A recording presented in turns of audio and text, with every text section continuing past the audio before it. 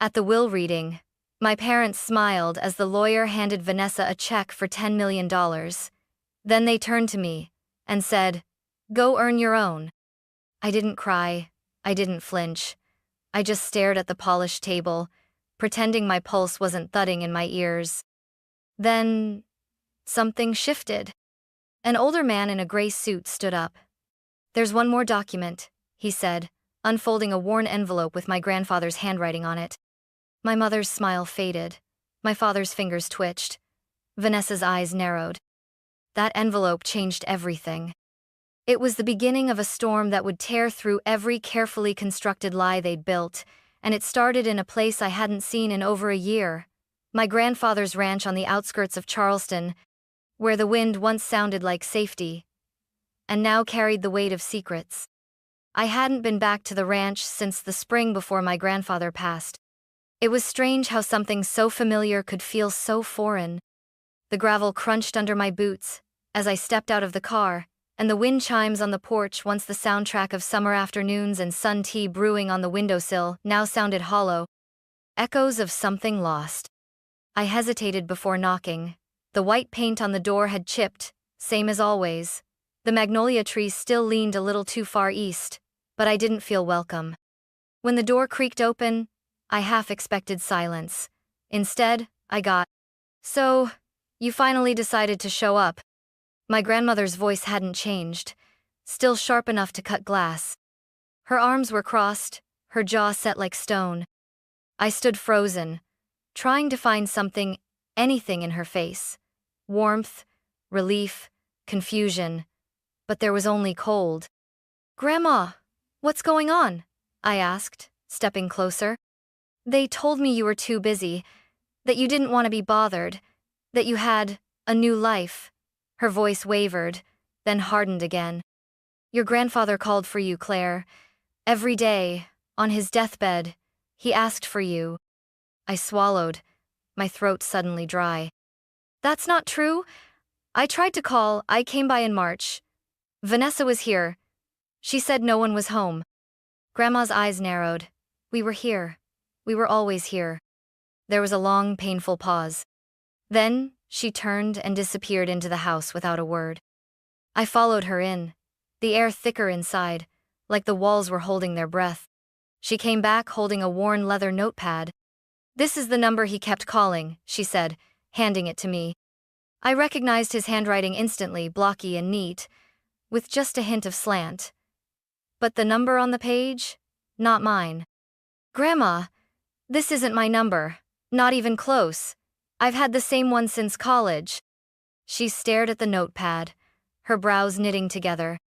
"They told us you changed it, that you didn't want to be tracked down, that you were ashamed of us."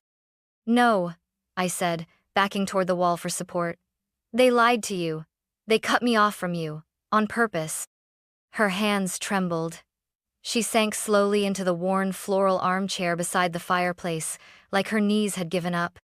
"They told me the funeral was at noon," I whispered. "I got to the church and it was empty." She looked up, her face pale.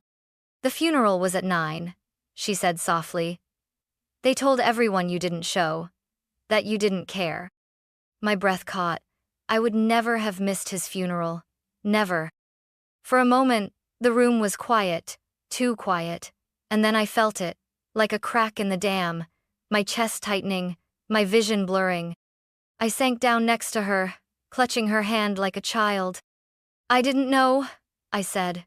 "I didn't know he was even sick until it was too late." Her voice softened, her hand brushing mine. "We know the truth now. That's what matters. We know." We sat there for a long time.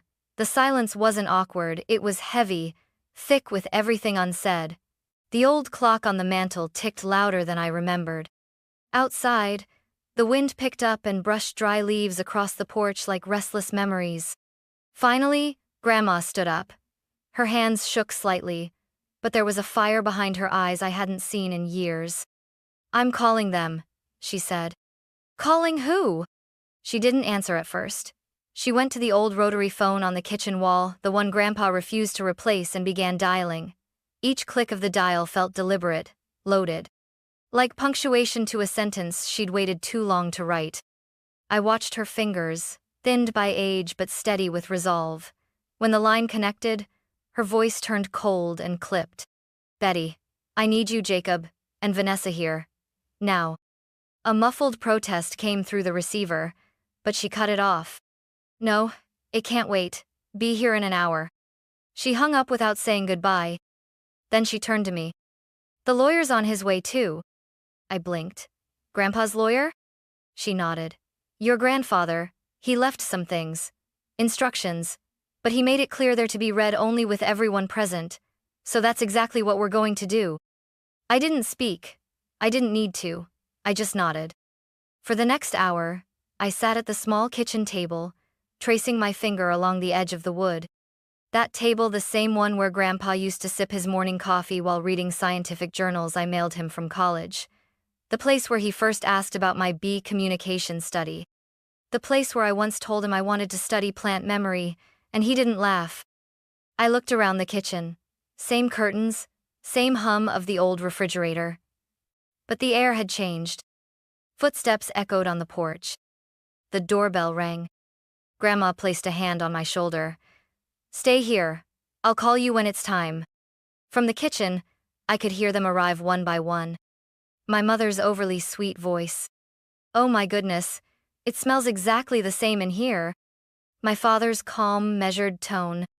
I thought this was handled already. Vanessa's dismissive sigh. Seriously? This couldn't have waited until after the estate finishes processing? Then silence. And Grandma's voice, colder than I had ever heard it. Please, sit down. Mr. Harold Keene is on his way. He'll be reading Walter's final instructions. I could imagine their faces. Confused, curious, a little annoyed. They didn't know I was here. They didn't know what was about to come. And neither did I. But deep down, I hoped maybe just once someone would say out loud what I'd always known in my bones, that what they did wasn't love, that silence and exclusion and manipulation weren't misunderstandings. They were choices. The front door creaked again. I heard a new voice, steady, professional, the lawyer. This won't take long, he said. But it must be done properly. That was my cue. Grandma's voice called out, Claire, come in now. I stood. My heart raced. And as I stepped through the kitchen doorway into the living room, 3 heads turned in my direction, eyes wide, expressions unraveling all at once. My mother's smile froze. My father's jaw tightened. Vanessa's face paled. The air snapped like static. They weren't just surprised to see me. They were terrified. All 3 of them just stared. My mother blinked like she'd seen a ghost. My father adjusted his collar, a nervous tic I hadn't seen in years.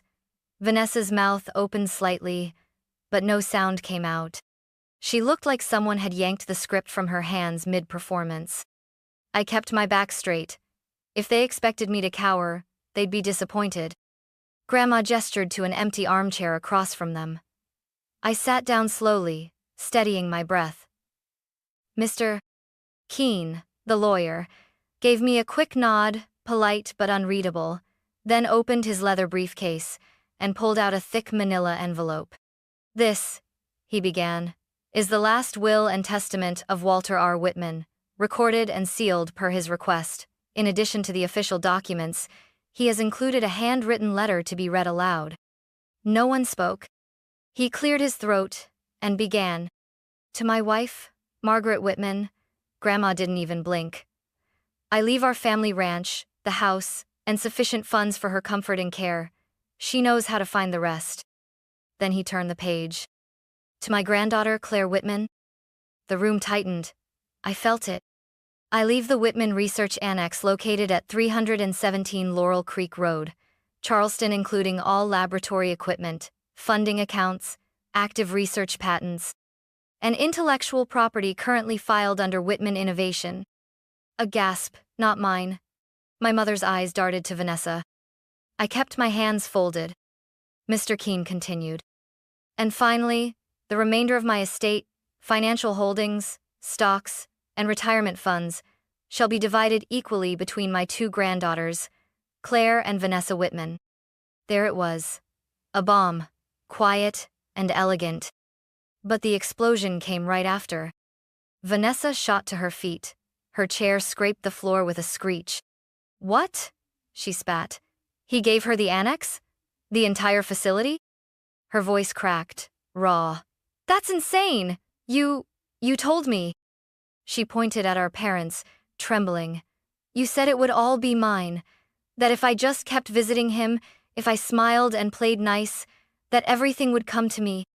My father's lips tightened, but he didn't respond. My mother stared at the floor like it might open up and swallow her whole. I just sat there, still, watching it all unravel. Mr. Keene raised one hand calmly. "There is more." Mr. Whitman also wrote a personal letter to Claire, which he requested be read aloud in this room, in front of the family. Vanessa let out a bitter laugh, but no one joined her. Grandma handed him a folded letter from the drawer next to her. "He wrote this the week before he died," she said. "He made me promise." The lawyer unfolded it slowly, careful not to tear the creased paper. Grandpa's handwriting, broad, confident, filled the page. "To my dearest Claire," Mr. Keene began reading. "If this is being read, then I'm no longer by your side, but my belief in you remains, stronger than ever." The words hit me like a warm wind through an open window. You were always the quiet one, the observer, the thinker, the one who asked why, when others didn't care to. Vanessa slumped back into her chair. Mom's fingers twisted in her lap. Dad looked out the window. "You built your own truth in a family that never learned to honor yours." I felt something shift inside me. Not rage, not revenge. Just recognition. You were never a mistake. You were the legacy I was proudest of. Tears blurred my vision, but I didn't look away. I wanted them all to hear every word. Every single word. Mr. Keene's voice remained steady, even as the weight of the words shifted the air in the room. "I saw how you clutched that little notebook when you were 7, tracking how long it took raindrops to fill a glass. I saw how your face lit up when you discovered patterns, while everyone else only saw distractions." My chest tightened. I remembered that notebook. I still had it.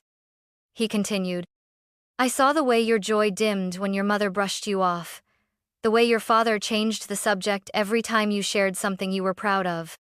I heard my mother inhale sharply. I didn't look at her. "Vanessa was easier for them," the letter went on. "She sparkled in all the ways they understood. But you, Claire, you glowed in ways they couldn't translate, and instead of learning your language, they shut you out." Vanessa shifted in her seat, arms folded tightly. "I don't blame her entirely. She played the part they handed her.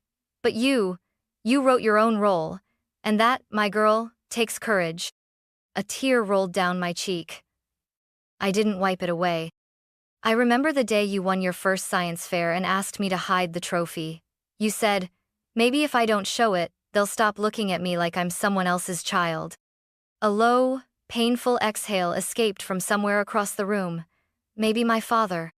"You deserved celebration, Claire, not invisibility, and while I can't undo the damage, I can give you something that is entirely yours, a place to build freely, without apology, without their shadows."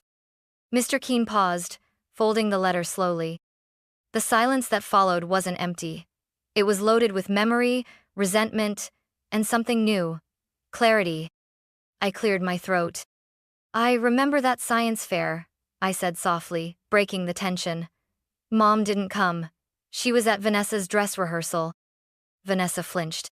"I came home afterward holding that trophy like it was some kind of sin." Dad finally spoke. "Claire, this isn't the time to rehash the past." "No," I said, my voice sharpening.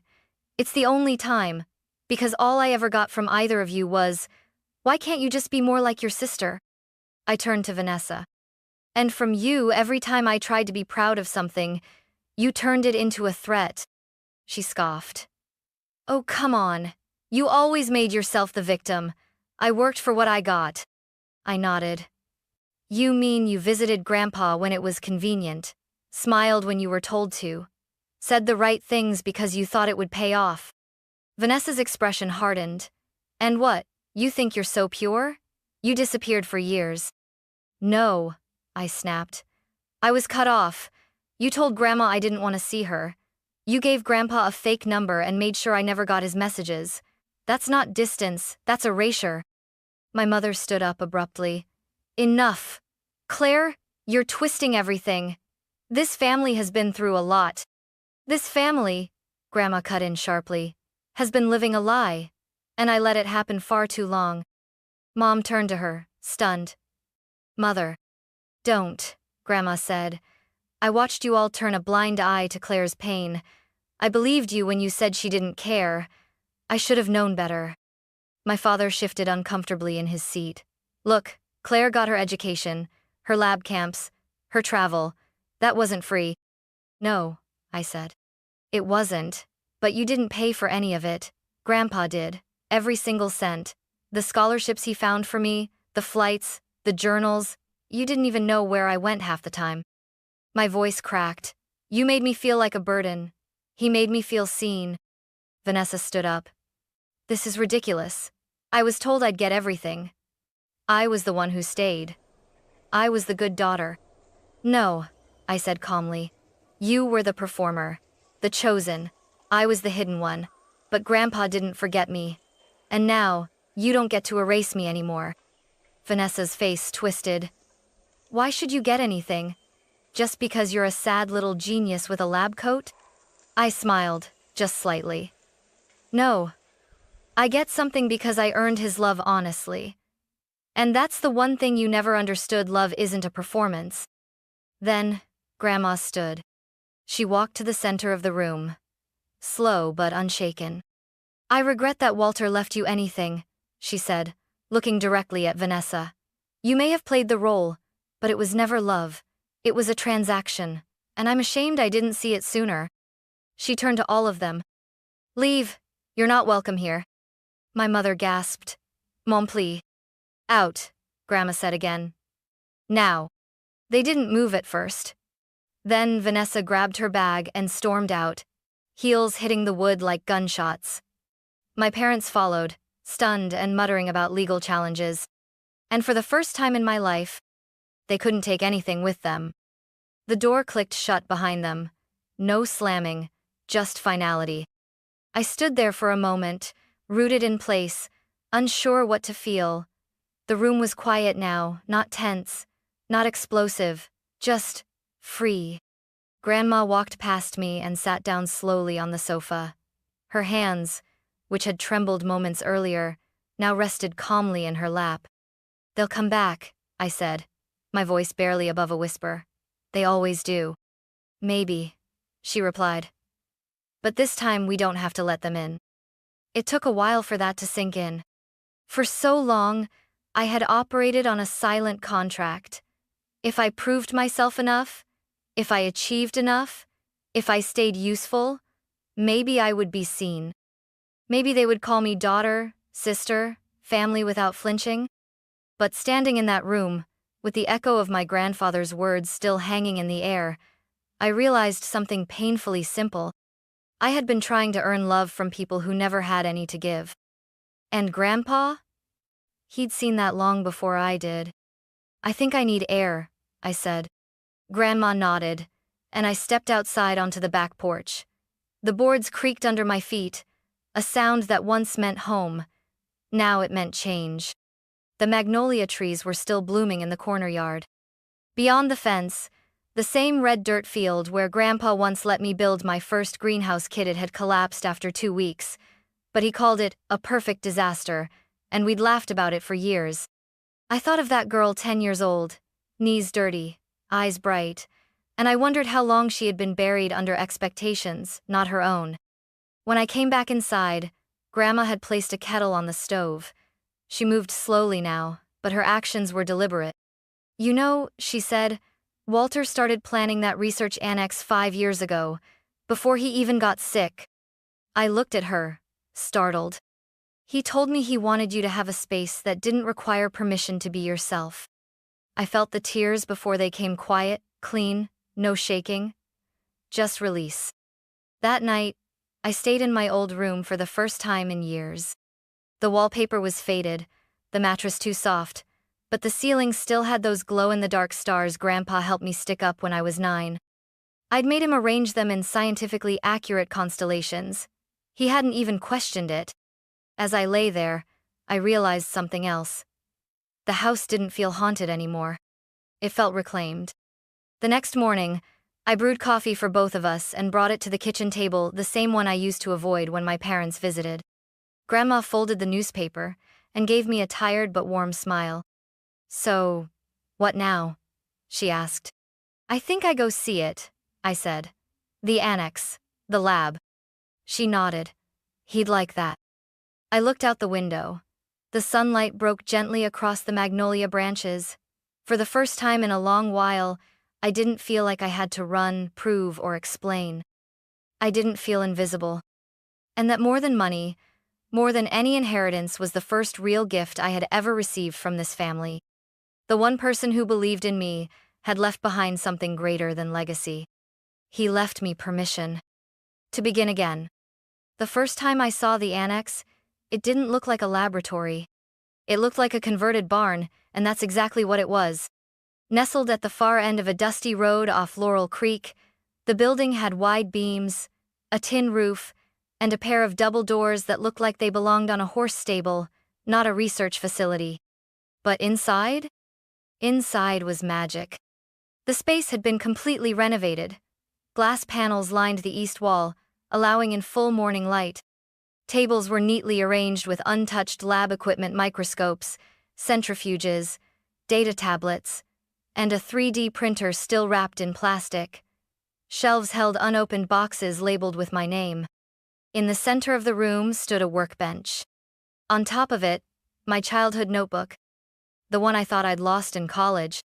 The one with torn pages and messy handwriting and tiny diagrams of honeybee communication systems. My knees almost gave out.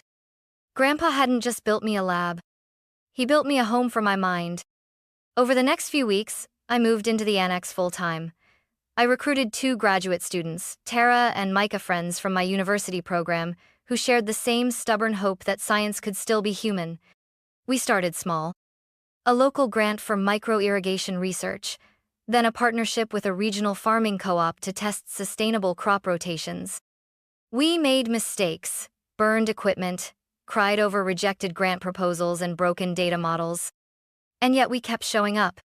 Every day, I unlocked the doors to a place that didn't ask me to explain myself.